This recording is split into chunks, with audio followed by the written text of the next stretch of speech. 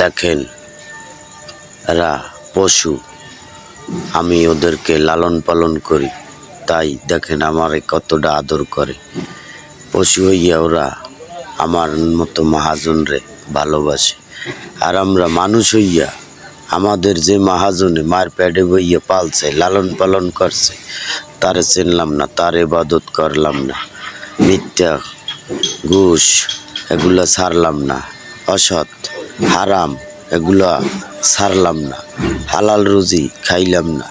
আসুন আমরা সবাই হালাল রুজি খাই এবং কোন সময় মারা যাবো এই চিন্তা করি, কারণ চিরদিন বাঁচব না।